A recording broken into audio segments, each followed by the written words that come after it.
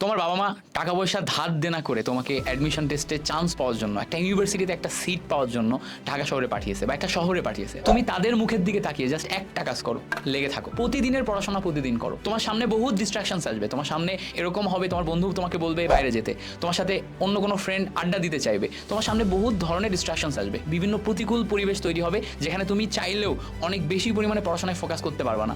এই সব কিছুকে সাইডে রেখে তোমার ফোকাস সবসময় একটা জায়গাতেই থাকতে হবে, সেটা হচ্ছে প্রতিদিনের পড়াশোনা প্রতিদিন করা, কন্টেন্টগুলোতে ফোকাস করা, যে আমার কি কি পড়তে হবে, কি কি লাগবে, কি কি অ্যাডমিশন টেস্টে আসে। তুমি যদি ওইগুলাতে ফোকাস করতে পারো, প্রতিদিন ওগুলা নিয়েই 5 ঘন্টা 6 ঘন্টা 7 ঘন্টা 8 ঘন্টা চিন্তা করতে পারো, তোমার ধ্যান জ্ঞান সমস্ত ফোকাসিং পয়েন্ট যদি ওইগুলাই হয়, তাহলে ডেফিনেটলি তুমি একটা পর্যায়ে যে ভালো করবা।